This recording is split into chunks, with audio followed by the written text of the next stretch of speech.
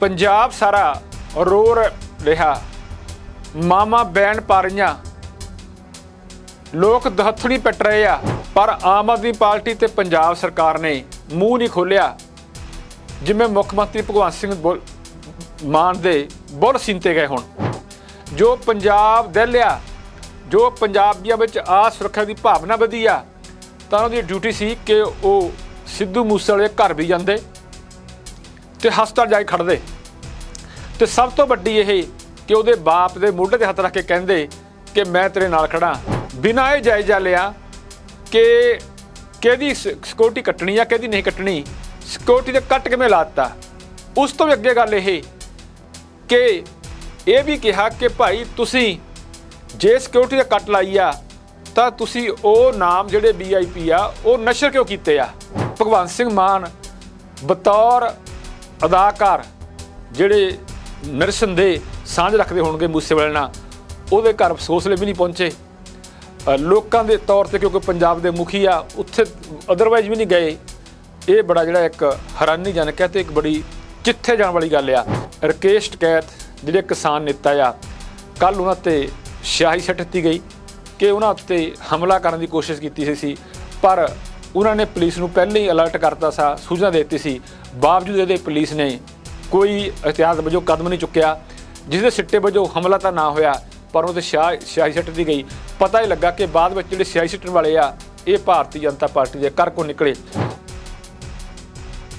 The खालस TV परिवार नूं दिल दीआं गहराइयां विचों मोह करने वाले दोस्तों, साडे रोजाना के बहुत चर्चित शो खालस स्पैशल विच तुहाडा स्वागत, वेलकम, आदर, सत्कार, जी आयां नूं। कमलजीत सिंह बनवैत दी सत श्री अकाल। शुभदीप सिंह उर्फ सिद्धू मूसेवाले का कतल होया अज तीजा दिन आ। वो किहड़ी आख्या जिहड़ी सुक्की होवेगी, वो किहड़ा दिल जिहड़ा धरवास लै सकिया हो, वो किहड़ा पंजाबी आ देश विदेश बैठा जिन्हें पीड़ ना हुई होवे, भर जवानी विच माँ दे इकलौते पौधा चले जाना, माँ को प्यो तो किवें चलिया जाऊ। लोग नहीं चल रहे, लोकां कोलों सह नहीं हुंदा। विश्व पंजाबी कानफ्रेंस के चेयरमैन अजैब सिंह ਚੱਠਾ का कनेडा तो फोन आउंदा है, वो भाई बनवैत आ की हो गया। 28 साल का नौजवान मुंडा जिन्हें पंजाबी का नाम पूरे विश्व के कोने कोने पहुँचा दिता, जिन्हें पंजाबी म्यूजिक की चर्चा करनी वधाती, पर फिर वो आप कह गया असल च पंजाब चों लोग इस करके नहीं भज रहे कि इत्थे बेरोजगारी आ, इस करके ही भज रहे आ कि जीण दा हज कोई नहीं, माहौल जिहड़ा आ वो खराब आ। गल अजैब सिंह ਚੱਠਾ नाल दुरुस्त आ, जो उन्होंने कहा महसूस असीं उही करदे आ, पर सिद्धू मूसेवाले दा इस समय चले जाना उहदे गाणियां नाल उहदे बोलां नाल कोई सहमत होवे जां ना होवे, पर जो पंजाबी लई कंट्रीब्यूशन आ वो भुल्ली नहीं जा सकती।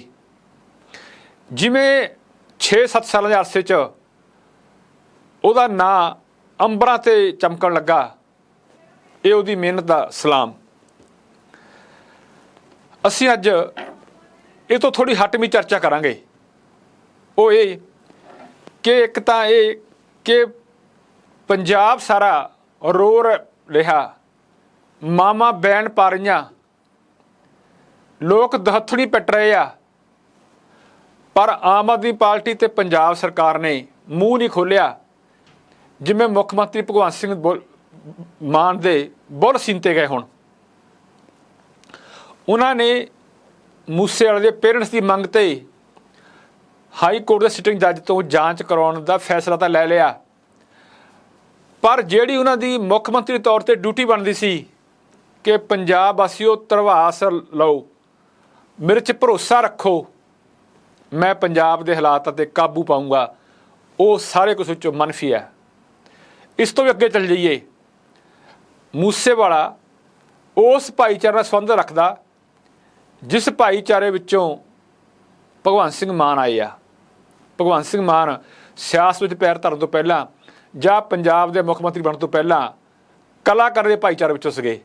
ਸੋ ਜੇ ਪਹਿਲੀ ਗੱਲ ਤਾਂ ਇਹ ਕਿ ਉਹਨਾਂ ਦੀ ਮੁੱਖ ਮੰਤਰੀ ਦੇ ਤੌਰ 'ਤੇ ਡਿਊਟੀ ਬਣਦੀ ਸੀਗੀ ਕਿ ਜਦੋਂ ਐਡਾ ਵੱਡਾ ਹਾਦਸਾ ਵਾਪਰਿਆ, ਸਿਰਫ ਇਹ ਮੂਸੇਵਾਲੇ ਦੀ ਮੌਤ ਨਹੀਂ, ਜੋ ਪੰਜਾਬ ਦਹਿਲਿਆ, ਜੋ ਪੰਜਾਬੀਆਂ ਵਿੱਚ ਸੁਰੱਖਿਆ ਦੀ ਭਾਵਨਾ ਵਧੀ ਆ, ਤਾਂ ਉਹਨਾਂ ਦੀ ਡਿਊਟੀ ਸੀ ਕਿ ਉਹ ਸਿੱਧੂ ਮੂਸੇਵਾਲੇ ਦੇ ਘਰ ਵੀ ਜਾਂਦੇ ਅਤੇ ਹਸਪਤਾਲ ਜਾ ਕੇ ਖੜ੍ਹਦੇ, ਅਤੇ ਸਭ ਤੋਂ ਵੱਡੀ ਇਹ ਕਿ ਉਹਦੇ ਬਾਪ ਦੇ ਮੋਢੇ 'ਤੇ ਹੱਥ ਰੱਖ ਕੇ ਕਹਿੰਦੇ ਕਿ ਮੈਂ ਤੇਰੇ ਨਾਲ ਖੜ੍ਹਾਂ, ਤੈਨੂੰ ਇਨਸਾਫ ਦਿਵਾਊਂਗਾ।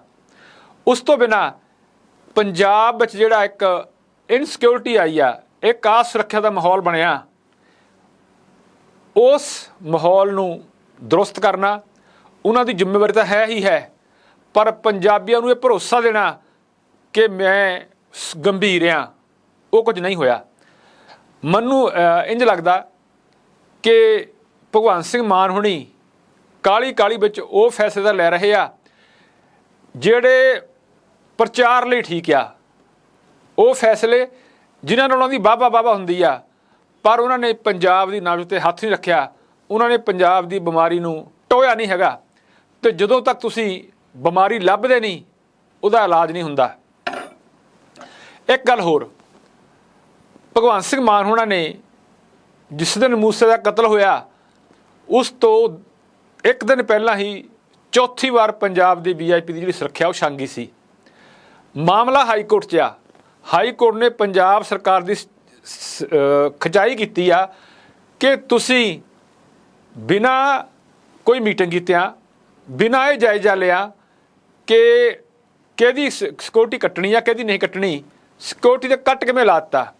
ਉਸ ਤੋਂ ਵੀ ਅੱਗੇ ਗੱਲ ਇਹ ਕਿ ਇਹ ਵੀ ਕਿਹਾ ਕਿ ਭਾਈ ਤੁਸੀਂ ਜੇ ਸਿਕਿਉਰਿਟੀ ਦਾ ਕੱਟ ਲਾਈ ਆ ਤਾਂ ਤੁਸੀਂ ਉਹ ਨਾਮ ਜਿਹੜੇ VIP ਆ ਉਹ ਨਸ਼ਰ ਕਿਉਂ ਕੀਤੇ ਆ। ਵੈਸੇ ਚਰਚਾ ਵਿੱਚ ਆ ਕਿ ਨਸ਼ਰ ਕੌਣ ਕਰ ਰਿਹਾ, ਅਤੇ ਸਭ ਦੀਆਂ ਉਂਗਲਾਂ 'ਤੇ ਇਹ ਵੀ ਆ ਕਿ ਇਸ ਵੇਲੇ ਭਗਵੰਤ ਸਿੰਘ ਮਾਨ ਲਈ ਕਿਹੜੀ ਟੀਮ ਕੰਮ ਕਰ ਰਹੀ ਆ। ਇਹ ਵੱਖਰੀ ਗੱਲ ਆ ਕਿ ਭਗਵੰਤ ਸਿੰਘ ਮਾਨ ਪੂਰਾ ਪੰਜਾਬ ਇਕੱਲੇ ਹੀ ਚਲਾ ਰਹੇ ਆ, ਅਫਸਰਾਂ ਵਿੱਚ ਉਹ ਭਰੋਸਾ ਹੈ ਨਹੀਂ, ਅਫਸਰਾਂ ਵਿੱਚ ਤਾਲਮੇਲ ਨਹੀਂ ਹੈ, ਅਫਸਰਾਂ ਦੇ ਜਿਹੜੇ ਕੰਮ ਕਰਨ ਦੀ ਖੁੱਲ੍ਹ ਖੇਲ ਨਹੀਂ। ਵੈਸੇ ਹੁੰਦਾ ਤਾਂ ਇਹ ਆ ਕਿ ਮੁੱਖ ਮੰਤਰੀ ਜਾਂ ਮੰਤਰੀਆਂ ਨੇ ਸਿਰਫ ਆਪਣੀ ਨੀਤੀ ਦੱਸਣੀ ਹੁੰਦੀ ਆ, ਆਪਣਾ ਜੋ ਪਲਾਨ ਹੈ ਯੋਜਨਾ ਉਹ ਦੱਸਣਾ ਹੁੰਦਾ, ਪਰ ਜਿਹੜਾ ਐਕਸ਼ਨ ਵਿੱਚ ਆਉਣਾ ਜੋ ਲਾਗੂ ਕਰਨਾ ਉਹ ਅਫਸਰਾਂ 'ਤੇ ਹੁੰਦਾ। ਪਰ ਇਸ ਸਰਕਾਰ ਵਿੱਚ ਜੋ ਇਹ ਦਿਸ ਰਿਹਾ ਕਿ ਭਗਵੰਤ ਸਿੰਘ ਮਾਨ ਕਿਸੇ ਨੂੰ ਨਾਲ ਲੈ ਕੇ ਨਹੀਂ ਚੱਲ ਰਹੇ। ਬੜੀ ਵਾਰੀ ਇਹ ਚਰਚਾ ਆਈ ਆ ਕਿ ਜਿਹੜਾ ਵਿਸ਼ਵਾਸ ਦੀ ਭਾਵਨਾ ਆ, ਜਾਂ ਇਹ ਆ ਕਿ ਭਗਵੰਤ ਸਿੰਘ ਮਾਨ ਕੋਲੇ ਬੜੇ ਆਰਥਿਕ ਮਾਹਰ ਬੈਠੇ ਆ, ਸਲਾਹਕਾਰ ਬੈਠੇ ਆ, ਸਿਹਤ ਦੇ ਐਕਸਪਰਟ ਬੈਠੇ ਆ, ਕਿਸੇ ਦੀ ਸਲਾਹ ਨਹੀਂ ਲਈ ਜਾ ਰਹੀ। ਪਰ ਮੈਨੂੰ ਇੰਝ ਲੱਗਦਾ ਜੋ ਸਾਡੇ ਸੂਤਰ ਕਹਿੰਦੇ ਆ ਕਿ ਸਿਵਾਏ ਦਿੱਲੀ ਮਾਡਲ ਨੂੰ ਲਾਗੂ ਕਰੇ ਬਿਨਾਂ ਉਹਦੇ ਕੋਲੇ ਕੋਈ ਵੀ ਜਿਹੜਾ ਆ ਹੋਰ ਕੋਈ ਸ਼ਬਦ ਹੀ ਨਹੀਂ ਹੈਗਾ। ਭਗਵੰਤ ਸਿੰਘ ਮਾਨ ਜਿਹੜੇ ਸਟੇਜਾਂ 'ਤੇ ਬੋਲਣੋਂ ਨਹੀਂ ਸੀ ਹਟਦੇ ਹੁੰਦੇ, ਲੋਕਾਂ ਦੀਆਂ ਢਿੱਡੀ ਪੀੜਾ ਪਵਾਉਂਦੇ ਸੀਗੇ, ਉਹ ਭਗਵੰਤ ਸਿੰਘ ਮਾਨ ਦੇ ਅੱਜ ਜਿਹੜੇ ਬੋਲਿਆ ਉਹ ਬੰਦ ਆ।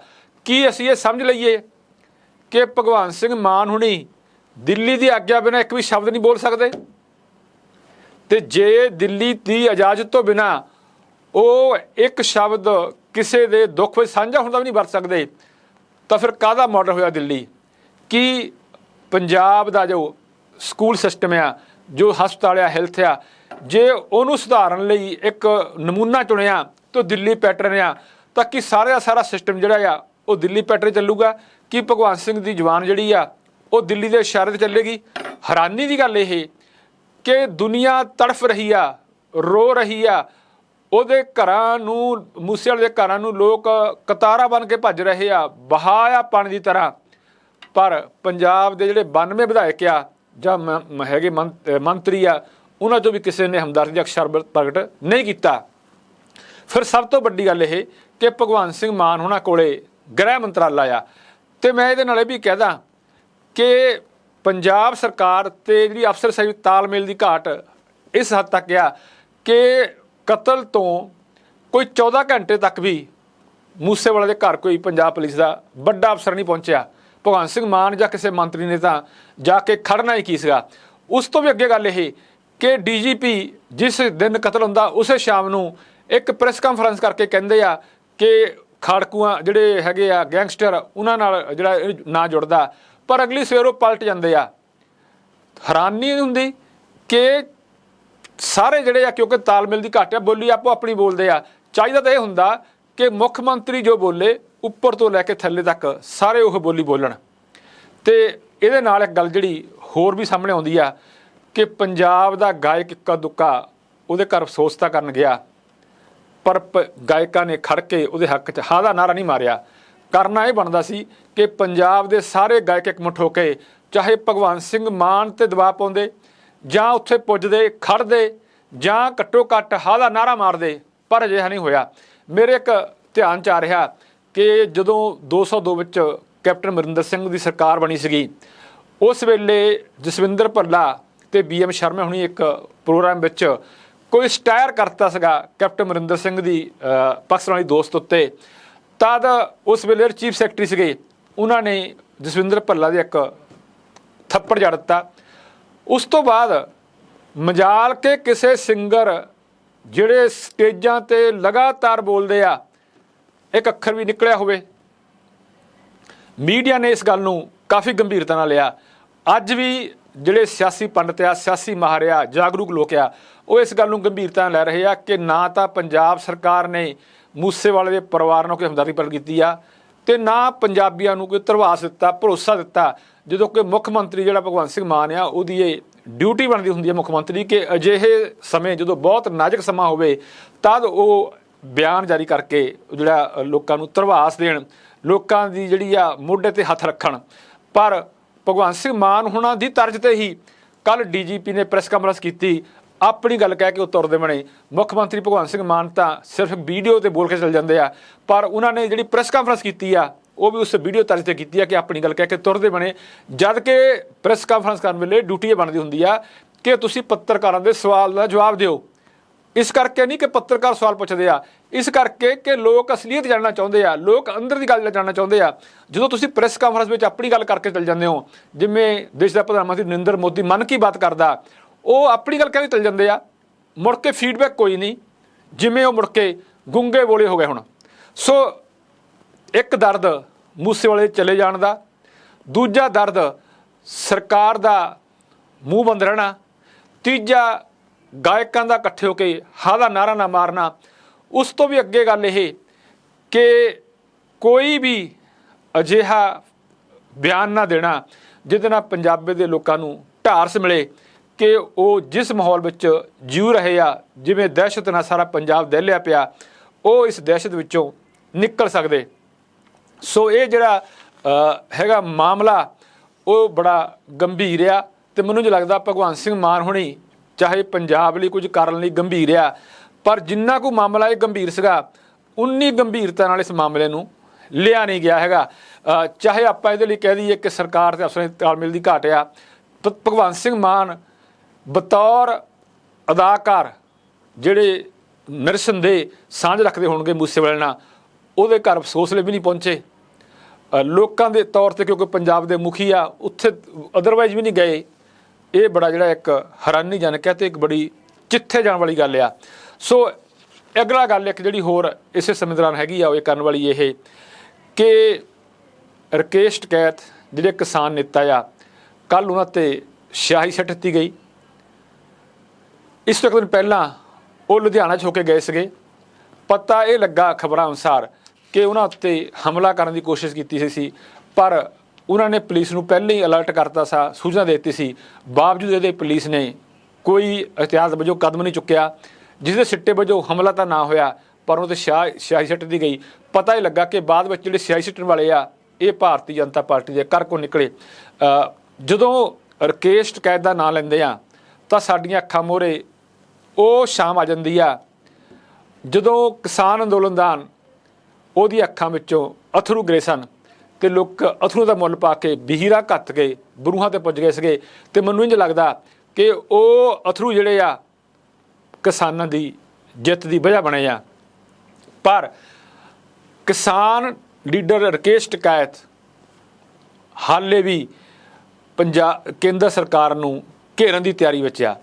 ਮੇਰੇ ਯਾਦ ਆ ਕਿ 19 ਨਵੰਬਰ ਨੂੰ ਜਦੋਂ ਸ਼੍ਰੀ ਗੁਰੂ ਨਾਨਕ ਦੇਵ ਜੀ ਦਾ ਪ੍ਰਕਾਸ਼ ਪੁਰਬ ਸੀਗਾ, ਉਸ ਵੇਲੇ ਦੇਸ਼ ਦੇ ਪ੍ਰਧਾਨ ਮੰਤਰੀ ਨਰਿੰਦਰ ਮੋਦੀ ਨੇ 3 ਕਾਲੇ ਖੇਤੀ ਕਾਨੂੰਨ ਵਾਪਸ ਲੈ ਲਏ ਸੀਗੇ ਅਤੇ ਨਾਲੇ ਕਹਿ ਦਿੱਤਾ ਸੀਗਾ ਕਿ ਸਾਡੀ ਜਿਹੜੀ ਸਾਰੀਆਂ ਰਹਿੰਦੀਆਂ 5 ਮੰਗਾਂ ਆ ਉਹ ਮੰਨ ਲਈਆਂ ਜਾਊਗੀਆਂ। ਹੁਣ ਤੱਕ ਨਾ ਤਾਂ MSP ਲਈ ਕੋਈ ਕਮੇਟੀ ਦਾ ਗਠਨ ਕੀਤਾ ਗਿਆ, ਨਾ ਜਿਹੜੇ ਕੇਸ ਆ ਕਿਸਾਨਾਂ ਖਿਲਾਫ ਦਰਜ ਕੀਤੇ ਉਹ ਵਾਪਸ ਲੈ ਗਏ। ਵੈਸੇ ਇਹ ਗੱਲ ਬੜੀ ਆਮ ਹੈ ਕਿ ਜਦੋਂ ਸਮਝੌਤਾ ਹੁੰਦਾ ਤਦ ਇਹ ਹਮੇਸ਼ਾ ਲੋਕਤੰਤਰ 'ਚ ਇੱਕ ਪ੍ਰੋਵੀਜ਼ਨ ਹੁੰਦੀ ਆ ਕਿ ਸਾਰੇ ਕੇਸ ਜਿਹੜੇ ਆ ਉਹ ਵਾਪਸ ਲੈਣੇ ਹੁੰਦੇ ਆ। ਹੁਣ ਜਦੋਂ ਦੇਸ਼ ਦਾ ਹਾਕਮ ਇਸ ਵੇਲੇ ਅੱਖਾਂ ਫੇਰੀ ਬੈਠਾ, ਟਾਲਾ ਵੱਟੀ ਬੈਠਾ ਕਿ ਜੋ ਕੁਝ ਉਹਨੇ ਮੰਗਿਆ ਸੀਗਾ, ਮੰਨਿਆ ਸੀਗਾ, ਉਹ ਲਾਗੂ ਨਹੀਂ ਹੋਇਆ, ਤਾਂ ਪੰਜਾਬ ਦੇ ਕਿਸਾਨ ਦਾ, ਦੇਸ਼ ਦੇ ਕਿਸਾਨ ਦਾ ਜਿਹੜਾ ਦਰਦ ਆ ਉਹ ਤਾਂ ਉੱਠਣਾ ਹੀ ਆ। ਹੁਣ ਕਿਸਾਨ ਯੂਨੀਅਨਾਂ 8 ਜੂਨ ਨੂੰ ਮੀਟਿੰਗ ਕਰ ਰਹੀਆਂ ਕੇਂਦਰ ਵਿੱਚ ਕਿ ਮੁੜ ਕੇ ਜਿਹੜਾ ਆ ਇਹ ਦਬਾਅ ਪਾਇਆ ਜਾਵੇ ਸਰਕਾਰ 'ਤੇ, ਜਾਂ ਜਿਹੜੀਆਂ ਮੰਗਾਂ ਆ ਉਹ ਮਨਾਉਣ ਲਈ ਸੰਘਰਸ਼ ਕੀਤਾ ਜਾਵੇ। ਤਾਂ ਇਹਨੂੰ ਦੇਖ ਕੇ ਕੁਦਰਤੀ ਸਰਕਾਰ ਜਿਹੜੀ ਆ ਉਹ ਡਰੀ ਹੋਈ ਆ, ਅਤੇ ਸਰਕਾਰ ਇਸ ਜਿਹੇ ਵੇਲੇ ਕੋਝੀ ਹਰਕਤ ਉੱਤੇ ਜਾਂਦੀ ਆ। ਅਤੇ ਸਰਕਾਰਾਂ ਦੀ ਇਹ ਕੋਸ਼ਿਸ਼ ਵੀ ਹੁੰਦੀ ਆ ਕਿ ਜੇ ਯੂਨੀਅਨਾਂ ਜਾਂ ਕਿਸਾਨ ਜਥੇਬੰਦੀਆਂ ਇੱਕ ਮੁੱਠ ਆ ਤਾਂ ਉਹਨਾਂ ਨੂੰ ਤੋੜਿਆ ਜਾਵੇ, ਉਹਨਾਂ ਵਿੱਚ ਖਲਾਰਾ ਪਾਇਆ ਜਾਵੇ। ਵੈਸੇ ਜੇ ਆਪਾਂ ਇਹ ਕਹਿ ਦਈਏ ਕਿ ਸੰਯੁਕਤ ਸਮਾਜ ਮੋਰਚਾ ਜੇ ਸੰਯੁਕਤ ਕਿਸਾਨ ਮੋਰਚੇ ਨਾਲੋਂ ਅੱਡ ਹੋਇਆ ਤਾਂ ਇਹਦੇ ਪਿੱਛੇ ਚਾਹੇ ਇਹਨਾਂ ਲੀਡਰਾਂ ਦੀ ਆਪਣੀ ਇੱਛਾ ਸੀ ਕਿ ਜਿਹੜੀ ਚੋਣਾਂ ਲੜੀਆਂ ਜਾਣ, ਪੰਜਾਬ ਵਿੱਚ ਜਿਹੜੀ ਸੱਤਾ ਆ ਉਹ ਹਥਿਆ ਲਈ ਜਾਵੇ, ਪਰ ਕਿਤੇ ਨਾ ਕਿਤੇ ਭਾਰਤੀ ਜਨਤਾ ਪਾਰਟੀ ਦਾ ਵੀ ਇਹ ਹੱਥ ਸੀਗਾ ਅਤੇ ਉਹ ਚਾਹੁੰਦੀ ਸੀਗੀ ਕਿ ਕਿਸਾਨ ਜਿਹੜੇ ਆ ਉਹ ਫਟ ਜਾਣ। ਮੈਨੂੰ ਯਾਦ ਆ ਕਿ ਕਿਸਾਨ ਅੰਦੋਲਨ ਦੌਰਾਨ 700 ਤੋਂ ਵੱਧ ਕਿਸਾਨ ਜਿਹੜੇ ਆ ਉਹ ਸ਼ਹੀਦ ਹੋਏ ਸੀਗੇ। ਸੋ ਜਿਹੜੀ ਇੱਕ ਜਿੱਤ ਪ੍ਰਾਪਤ ਕੀਤੀ ਸੀ ਉਹਦੇ ਲਈ ਸਾਨੂੰ ਵੱਡੀਆਂ ਕੁਰਬਾਨੀਆਂ ਦੇਣੀਆਂ ਪਈਆਂ। ਅਸੀਂ ਘਰ-ਬਾਰ ਛੱਡ ਕੇ ਦਿੱਲੀ ਦੀਆਂ ਬਰੂਹਾਂ 'ਤੇ ਜਾ ਕੇ ਬੈਠੇ, ਨਾ ਅਸੀਂ ਆਪਣੀ ਖੇਤੀ ਦੇਖੀ, ਨਾ ਅਸੀਂ ਆਪਣੇ ਬੱਚਿਆਂ ਦੇ ਮੂੰਹ ਦੇਖੇ, ਨਾ ਅਸੀਂ ਗਮ 'ਤੇ ਗਏ, ਨਾ ਅਸੀਂ ਵਿਆਹਾਂ 'ਚ ਸ਼ਾਮਲ ਹੋਏ। ਪਰ ਜਿਹੜੀ ਉਹ ਜਿੱਤ ਆ, ਉਸ ਜਿੱਤ ਵੇਲੇ ਜਿਹੜੇ ਕੇਂਦਰ ਸਰਕਾਰ ਨੇ ਵਾਅਦੇ ਕੀਤੇ ਸੀਗੇ, ਜੇ ਉਹਨਾਂ ਤੋਂ ਮੁੱਕਰਦੀ ਆ ਤਾਂ ਇਹ ਕੁਦਰਤੀ ਆ ਕਿ ਰੋਸ ਜਿਹੜਾ ਜਾਗਣਾ ਆ ਉਹ ਸੁਭਾਵਿਕ ਆ। ਇਹ ਰੋਸ ਜਾਗ ਰਿਹਾ। ਕਿਸਾਨਾਂ ਵੱਲੋਂ ਜਿਹੜਾ ਦਿੱਤਾ ਗਿਆ ਸੀ ਸਮਾਂ ਉਹ ਪੂਰਾ ਹੋ ਗਿਆ। ਕਿਉਂਕਿ ਉਹ ਸਮਾਂ ਪੂਰਾ ਹੋ ਗਿਆ, ਇਸ ਕਰਕੇ ਕਿਸਾਨ ਜਿਹੜੇ ਆ ਉਹ ਮੁੜ ਕੇ ਫਿਰ ਇਸ ਪਾਸੇ ਨੂੰ ਤੁਰਨ ਲੱਗੇ ਆ ਕਿ ਭਾਈ ਤੁਸੀਂ ਜਾਂ ਤਾਂ ਮੰਗਾ ਮੰਨੋ, ਨਹੀਂ ਸਾਨੂੰ ਮੁੜ ਫਿਰ ਉਹੀ ਜਿਹੜਾ ਆ ਡੰਡਾ ਆ ਉਹ ਖੜਕਾਉਣਾ ਪਊ। ਡੰਡਾ ਖੜਕਾਉਣ ਤੋਂ ਭਾਵ ਕਿ ਮੁੜ ਕੇ ਜਾ ਕੇ ਤੰਬੂ ਲਾਉਣੇ ਪੈਣਗੇ, ਕਿਉਂਕਿ ਡੰਡਾ ਤੋਂ ਭਾਵ ਇਹ ਮੈਂ ਸਪਸ਼ਟ ਕਰਦਾ ਕਿ ਕਿਸਾਨਾਂ ਨੇ ਕਦੇ ਵੀ ਕਿਸੇ ਵੇਲੇ ਵੀ ਜੋ ਅੰਦੋਲਨ ਦੌਰਾਨ, ਚਾਹੇ ਉਹਨਾਂ ਨੂੰ ਅੱਤਵਾਦੀ ਕਿਹਾ ਗਿਆ, ਚਾਹੇ ਇਹਨਾਂ ਨੂੰ ਹੋਰ ਬੜੇ ਜਿਹੜੇ ਆ ਉਹ ਮਿਹਣੇ ਤਾਨੇ ਮਾਰੇ ਗਏ, ਪਰ ਇਹਨਾਂ ਨੇ ਕਦੇ ਜਿਹੜੀ ਸ਼ਾਂਤੀ ਉਹ ਭੰਗ ਨਹੀਂ ਕੀਤੀ। ਆਪਣਾ ਸਬਰ, ਹੱਠ, ਦ੍ਰਿੜਤਾ ਨਾਲ ਇਹ ਨਿਭੇ ਆ। ਅਗਲੀ ਗੱਲ ਜਿਹੜੀ ਕਰਨ ਵਾਲੀ ਇਹ ਕਿ ਪੰਜਾਬ ਦੀ ਆਪਾਂ ਗੱਲ ਕਰਦੇ ਹਾਂ ਕਿ ਦਹਿਲਿਆ ਹੋਇਆ। ਅੱਜ ਸਵੇਰੇ ਉੱਠ ਕੇ ਕੁਝ ਖਬਰਾਂ ਪੜ੍ਹਨ ਨੂੰ ਮਿਲੀਆਂ ਜਿਨ੍ਹਾਂ ਨੇ ਮਨ ਨੂੰ ਧੁਰ ਅੰਦਰ ਤੱਕ ਉਦਾਸ ਕਰ ਦਿੱਤਾ। ਇਹ ਖਬਰਾਂ ਇਹ ਨੇ ਕਿ ਕੱਲ੍ਹ ਇੱਕ ਜਲੰਧਰ 'ਚ ਘਟਨਾ ਵਾਪਰੀ ਆ, ਜਿੱਥੇ ਇੱਕ ਜਵਾਈ ਨੇ ਆਪਣੇ ਘਰ ਵਿੱਚ ਸੁੱਤੇ ਪਏ ਸੱਸ ਸਹੁਰੇ ਅਤੇ ਪਤਨੀ ਦਾ ਕਤਲ ਕਰ ਦਿੱਤਾ। ਅਤੇ ਪਟਿਆਲਾ ਨੇੜੇ ਭੁੰਨਰਹੇੜੀ ਵਿੱਚ ਇੱਕ ਹੋਰ ਘਟਨਾ ਵਾਪਰੀ ਆ, ਜਿੱਥੇ ਇੱਕ ਪਤੀ ਨੇ ਅਲੱਗ ਰਹਿ ਰਹੀ ਪਤਨੀ ਤੇ ਬੱਚੀ ਨੂੰ ਗਲਾ ਵੱਢ ਕੇ ਮਾਰ ਦਿੱਤਾ। ਅਤੇ ਨਾਲ ਹੀ ਇੱਕ ਹੋਰ ਖਬਰ ਵੀ ਸੁਣਨ ਨੂੰ ਮਿਲੀ ਸੀ ਕਿ ਇੱਕ ਸੈਰ ਕਰਦੀ ਬਜ਼ੁਰਗ ਔਰਤ ਨੂੰ ਕੋਈ ਚੱਕ ਕੇ ਲੈ ਗਿਆ। ਇਹ ਖਬਰਾਂ ਜਿਹੜੀਆਂ ਸਾਰੀਆਂ ਬਹੁਤ ਉਦਾਸ ਕਰਨ ਵਾਲੀਆਂ ਆ। ਅਤੇ ਸੱਚ ਕਹਾਂ ਕਿ ਜਦੋਂ ਪੰਜਾਬ ਵਿੱਚ ਜਿਹੜਾ ਮਾਹੌਲ ਪਹਿਲੇ ਹੀ ਇੰਨਾ ਗਮਗੀਨ ਆ, ਉਸ ਵੇਲੇ ਅਜਿਹੀਆਂ ਖਬਰਾਂ ਜਿਹੜੀਆਂ ਜਦੋਂ ਮਿਲਦੀਆਂ ਤਾਂ ਤੁਹਾਡਾ ਦਿਲ ਜਿਹੜਾ ਆ ਉਹ ਢਾਰਸ ਨਹੀਂ ਲੈਂਦਾ। ਇੱਕ ਖਬਰ ਜਿਹੜੀ ਅੰਤ ਵਿੱਚ ਜ਼ਰੂਰ ਕਰਨ ਵਾਲੀ ਉਹ ਇਹ ਕਿ ਆਮ ਆਦਮੀ ਪਾਰਟੀ ਦੇ ਸੀਨੀਅਰ ਨੇਤਾ ਅਤੇ ਦਿੱਲੀ ਦੇ ਸਿਹਤ ਮੰਤਰੀ ਨੂੰ ਇਨਫੋਰਸਮੈਂਟ ਡਾਇਰੈਕਟੋਰੇਟ ਨੇ ਕੱਲ੍ਹ ਗ੍ਰਿਫਤਾਰ ਕਰ ਲਿਆ। ਅੱਜ ਅਦਾਲਤ ਵਿੱਚ ਪੇਸ਼ ਕੀਤਾ ਜਾਣਾ। ਪਤਾ ਇਹ ਲੱਗਾ ਕਿ ਸਤਿੰਦਰ ਜੈਨ ਜਿਹੜੇ ਸਿਹਤ ਮੰਤਰੀ ਆ, ਉਹਨਾਂ ਕੋਲ 5 ਹੋਰ ਅਹਿਮ ਵਿਭਾਗ ਵੀ ਆ। ਉਹਨਾਂ ਦੀ ਜਿਹੜੀ ਜਾਇਦਾਦ ਆ ਉਹ 4 ਮਹੀਨੇ ਪਹਿਲਾਂ 4.80 ਕਰੋੜ ਦੀ ਜਿਹੜੀ ਜਾਇਦਾਦ ਆ ਉਹ ਆਰਜੀ ਤੌਰ 'ਤੇ ਅਟੈਚ ਕਰ ਲਈ ਗਈ ਸੀ। ਉਹਨਾਂ ਉੱਤੇ ਮਨੀ ਲਾਂਡਰਿੰਗ ਦਾ ਦੋਸ਼ ਆ। ਸੋ ਮਨੀ ਲਾਂਡਰਿੰਗ ਦਾ ਦੋਸ਼ ਜਿਹੜਾ ਇਹ ਕਈ ਚਿਰਾਂ ਤੋਂ ਸ਼ਿਕਾਇਤ ਚੱਲਦੀ ਸੀ। ਮੈਨੂੰ ਇੰਝ ਲੱਗਦਾ ਕਿ ਆਮ ਆਦਮੀ ਪਾਰਟੀ ਜਿਹੜਾ ਸਿਹਤ ਵਿਭਾਗ ਆ ਇਹਨੂੰ ਨਜ਼ਰ ਲੱਗ ਗਈ। ਪਹਿਲਾਂ ਪੰਜਾਬ ਦੇ ਵਿਜੇ ਸਿੰਗਲਾ ਇੱਥੇ ਰਿਸ਼ਵਤ ਦੇ ਦੇਸ਼ਾਂ ਵਿੱਚ ਫਸ ਗਏ, ਉਹ ਰੋਪੜ ਦੀ ਜੇਲ੍ਹ 'ਚ ਬੰਦ ਆ। ਅਤੇ ਹੁਣ ਸਤਿੰਦਰ ਜੈਨ ਉਹਨਾਂ ਦਾ ਵੀ ਜਿਹੜਾ ਜੇਲ੍ਹ ਵਿੱਚ ਜਾਣਾ ਲਗਭਗ ਤੈਅ ਆ। ਇੱਥੇ ਮੈਂ ਇੱਕ ਦੱਸਦਾ ਇਹ ਕਿ ਉਹਨਾਂ ਦੀ ਜਿਹੜੀ ਗ੍ਰਿਫਤਾਰੀ ਆ, ਉਸ ਤੋਂ ਬਾਅਦ ਜਿਹੜੇ ਡਿਪਟੀ ਮੁੱਖ ਮੰਤਰੀ ਮਨੀਸ਼ ਸਿਸੋਦੀਆ ਆ, ਉਹਨਾਂ ਨੇ ਕਿਹਾ ਕਿ ਕਿਉਂਕਿ ਹਿਮਾਚਲ ਵਿੱਚ ਚੋਣਾਂ ਆ ਅਤੇ ਸਤਿੰਦਰ ਜੈਨ ਹਿਮਾਚਲ ਦੇ ਆਪ ਦੇ ਇੰਚਾਰਜ ਆ, ਇਸ ਕਰਕੇ ਭਾਰਤੀ ਜਨਤਾ ਪਾਰਟੀ ਨੇ ਚੋਣਾਂ 'ਚ ਹਾਰ ਦੇ ਡਰੋਂ ਉਹਨਾਂ 'ਤੇ ਜਿਹੜਾ ਕੇਸ ਪਾਇਆ, ਇਹ ਜਿਹੜਾ ਉਹਨਾਂ ਨੂੰ ਗ੍ਰਿਫਤਾਰ ਕਰ ਲਿਆ। ਪਰ ਇੱਥੇ ਦੱਸ ਦਈਏ ਕਿ ਇਹ ਜਿਹੜਾ ਕੇਸ ਆ ਇਹ ਮੈਂ ਪਹਿਲਾਂ ਕਿਹਾ ਕਿ 4 ਮਹੀਨੇ ਪਹਿਲਾਂ ਤਾਂ ਉਹਨਾਂ ਦੀ ਜਿਹੜੀ ਪ੍ਰੋਪਰਟੀ ਆ ਜਾਇਦਾਦ ਆ ਪੌਣੇ 5 ਕਰੋੜ ਦੇ ਕਰੀਬ ਉਹ ਅਟੈਚ ਕਰ ਲਈ ਗਈ ਸੀ। ਸੋ ਇਸ ਕਰਕੇ ਇਹ ਜਿਹੜਾ ਕੇਸ ਆ ਇਹ ਹੁਣ ਜਦੋਂ ਚੋਣਾਂ ਹੋਣੀਆਂ ਹਿਮਾਚਲ ਦੀਆਂ ਉਹ ਹੋਣੀਆਂ ਇਸ ਸਾਲ ਦੇ ਅੰਤ ਵਿੱਚ, ਪਰ ਕੇਸ ਪਹਿਲਾਂ ਚੱਲ ਰਿਹਾ। ਈਡੀ ਕਿਸੇ ਨੂੰ ਧੱਕੇ ਨਾਲ ਚੁੱਕਦੀ ਆ, ਧੱਕੇ ਨਾਲ ਫਸਾਉਂਦੀ ਆ, ਜਾਂ ਸੱਚਮੁੱਚ ਜਿਹੜਾ ਈਡੀ ਨੂੰ ਜਦੋਂ ਸੂਚਨਾ ਮਿਲਦੀ ਆ ਕਿ ਕੁਝ ਗਲਤ ਹੋ ਰਿਹਾ ਤਾਂ ਉੱਥੇ ਜਾ ਕੇ ਧਮਕਦੀ ਆ। ਇਹ ਕੇਸ ਟੂ ਕੇਸ ਡਿਫਰ ਕਰ ਸਕਦਾ। ਤੁਹਾਡੇ ਵਿਚਾਰ ਜਿਹੜੇ ਆ ਉਹ ਅੱਡ ਅੱਡ ਹੋ ਸਕਦੇ ਆ, ਪਰ ਪੰਜਾਬ ਦੇ ਸਿਹਤ ਵਿਭਾਗ ਨੂੰ ਨਜ਼ਰ ਲੱਗਣ ਤੋਂ ਬਾਅਦ ਦਿੱਲੀ ਦੇ ਸਿਹਤ ਵਿਭਾਗ ਨੂੰ ਨਜ਼ਰ ਲੱਗ ਗਈ। ਜਾਂ ਆਪਾਂ ਇਹ ਕਹਿ ਲਈਏ ਕਿ ਜਿਹੜਾ ਘੁਣ ਸ਼ੁਰੂ ਹੋਇਆ ਸੀ ਦਿੱਲੀ ਤੋਂ ਉਹਨੇ ਖਾ ਲਿਆ ਪੰਜਾਬ ਦਾ ਸਿਹਤ ਵਿਭਾਗ ਵੀ। ਸੋ ਜਿਹੜੀਆਂ ਅੱਜ ਦੀਆਂ ਖਬਰਾਂ ਸੀ ਟੋਟਲ ਮੁੱਖ ਤੌਰ 'ਤੇ ਖਬਰਾਂ ਇਹਨਾਂ ਵਿੱਚ ਇੰਨਾ ਹੀ ਕਾਫੀ। ਕੱਲ੍ਹ ਨੂੰ ਮਿਲਾਂਗੇ ਕੁਝ ਨਵੀਆਂ ਖਬਰਾਂ ਦੇ ਨਾਲ, ਕੁਝ ਨਵੀਆਂ ਖਬਰਾਂ ਚਰਚਾ ਕਰਾਂਗੇ। ਤਦ ਤੱਕ ਤੁਸੀਂ ਮੈਨੂੰ ਕਮਲਜੀਤ ਸਿੰਘ ਬਣਵਾਇਤੋਂ ਦਿਓ ਇਜਾਜ਼ਤ। ਸਤਿ ਸ੍ਰੀ ਅਕਾਲ, ਸ਼ੁਕਰੀਆ, ਮਿਹਰਬਾਨੀ।